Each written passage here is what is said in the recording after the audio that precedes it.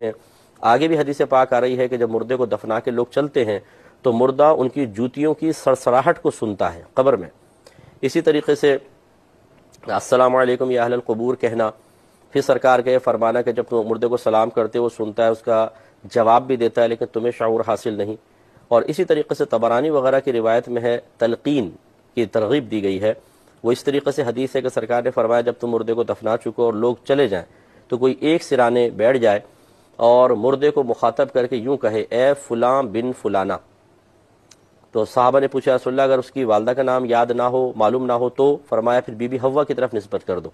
جیسے اکرم نام ہے تو اکرم بن حوا یوں کہہ دو اگر اس کی اصل ماں کا نام معلوم نہیں.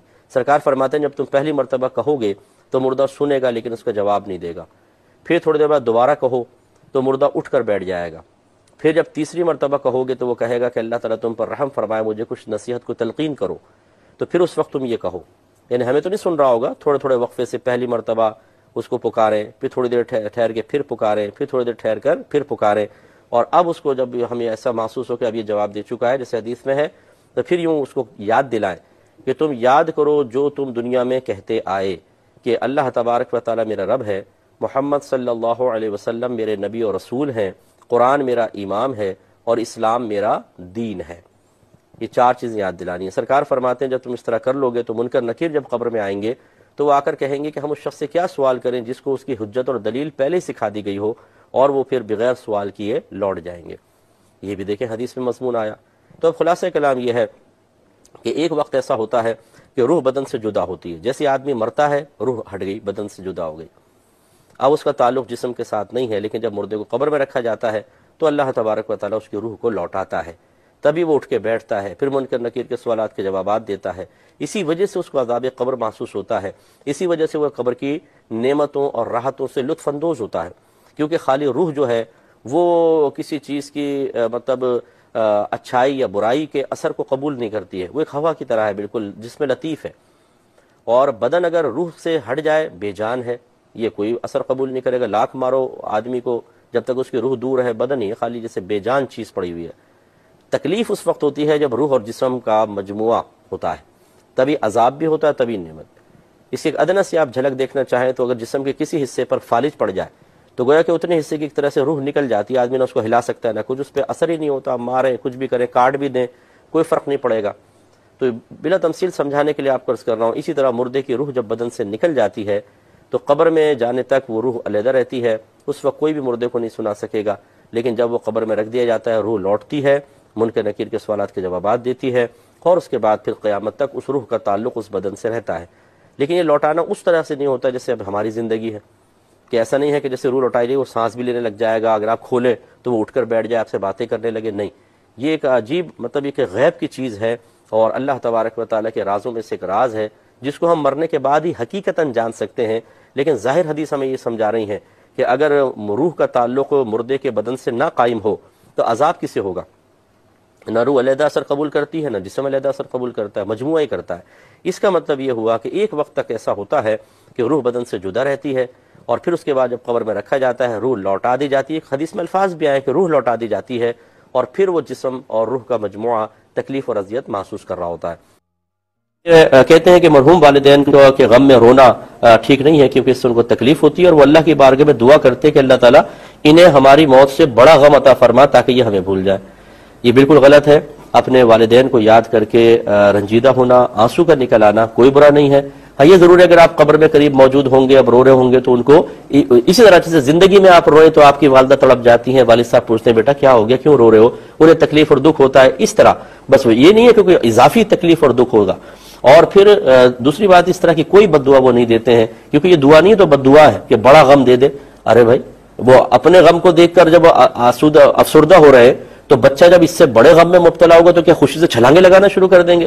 تو یہ اس طرح کی احمقانہ باتیں لوگوں نے عام کی ہوتی ہیں، یہ بالکل صحیح نہیں ہے. کوئی دعا وغیرہ نہیں دیتے. کہ ایک شہید کو مردہ کہنا کیسا ہے؟ اگر کوئی اس لحاظ سے اس کو مردہ کہے کہ وہ دنیا میں نہ رہا تو پھر کیا صحیح ہو سکتا ہے؟ دیکھیں اس لحاظ سے اگر مردہ کہا کہ وہ دنیا سے جو چلا جاتا ہے اس کو مردہ کہا جاتا ہے پھر تو گنجائش نکلے گی، اس میں مسئلہ نہیں ہے.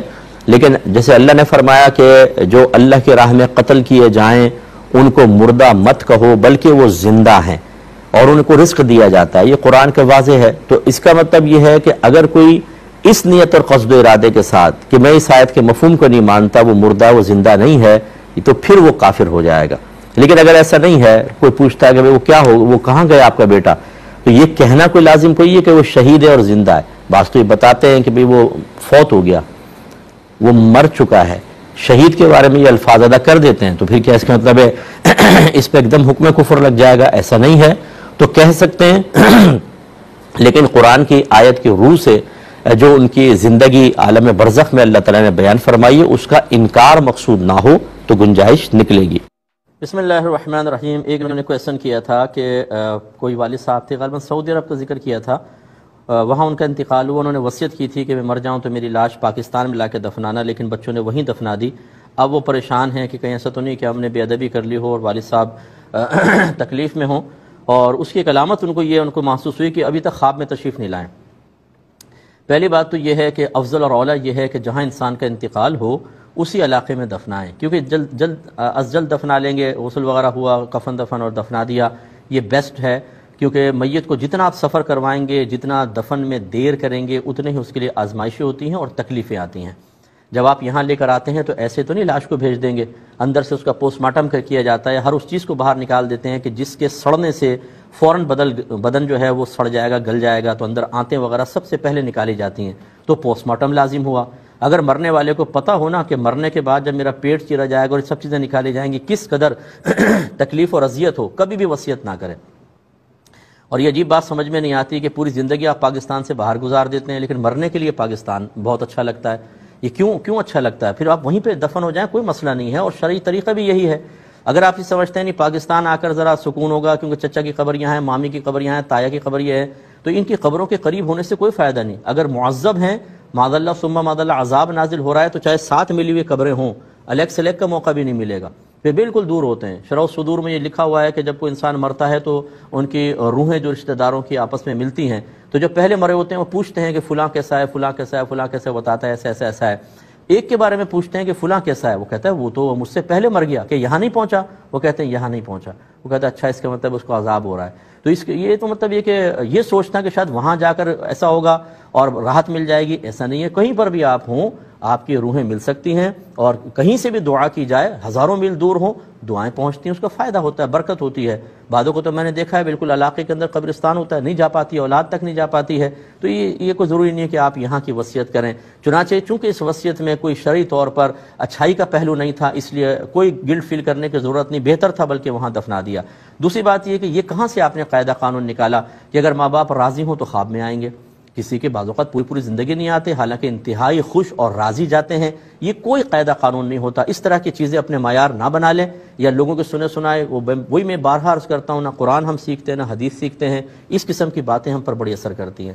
کوئی محلے کی خاتون آ جائیں گی، بولیں گی کیا تمہارے والد صاحب آئے خواب میں؟ نہیں آئے نا، اس کا مطلب ہے ناراض ہے تم سے۔ اب آپ وسوسے میں مبتلا ہو گئے، ناراض ہیں تبھی خواب میں نہیں آئے، ناراض ہیں۔ ذرا پورے محلے کا ایک انٹرویو لے کر دیکھیں جن کے ماں باپ راضی گئے کہ تمہارے خواب میں کتنی مرتبہ آئے ماں باپ، پتہ چلے گا کسی کے خواب میں بالکل بھی نہیں آئے۔ تو پھر یہ کہاں سے ضابطہ قاعدہ نکالا؟ خواہ کی ٹینشن، خواہ کے صدمات، خواہ کی پریشانیاں، اور جہاں حقیقی طور پہ پریشان ہونا چاہیے اپنی بے عملی کے اوپر، اپنے گناہوں پر، حرام کمانے پر، اپنے بیوی بچوں کو نیکی کا حکم نہ دینے پر، انہیں گناہ سے نہ روکنے پر، اپنے بچوں کو بیوی کو علم دین نہ سکھانے کی بنا پر جو گناہ کبیرہ آپ کر رہے ہیں اس کے اوپر پریشان ہونا چاہیے، اس پر نہیں ہوتے ہیں۔ ذرا ہمیں اپنے بارے میں سوچنا چاہیے۔ نوجوانوں کے لیے خاص طور پہ گزارش، یہ بعض اوقات انٹرنیٹ پہ بیٹھ جاتے ہیں، پھر دیکھتے ہیں وہ وائی فائی کا کوئی کنیکشن ہوتا ہے نا، اس کو اوپن کرنے کی کوشش کرتے ہیں اور لاک توڑ دیتے ہیں، ایکسس حاصل ہو جاتا ہے تو فون کرتے ہیں، پھر بھائی نے ایکسس حاصل کر لیا، ساری رات فری میں استعمال کرتا ہوں۔ دوسرا کہتا ہے یار رشک آ رہا ہے تیری قسمت پہ مجھے تو یار، اپنے بھائی کو بھی کوئی آئیڈیا بتا دے، ہونا یہ راز کی باتیں ایسے نہیں بتاؤں گا، پہلے مائی کلاچی کے اوپر، کلاچی پہ چل، دو دریا کے اوپر ٹریڈ دے، بھائی کو پھر سمجھائے گا بھائی۔ وہ ایک صاحب نے مجھے بتایا، وہ ایک دوست ہیں، پھر بعد میں نے اس کی کلاس لی، وہ میرا دوست ہے، اس نے ایک بڑی کمپنی کا ایسے ہی اکاؤنٹ ہیک کر لیا ہے، آرام سے ساری رات استعمال کرتا رہتا ہے۔ میں نے کہا آرام، خدا کا خوف کرو، جہنم کا ایندھن ہے یہ۔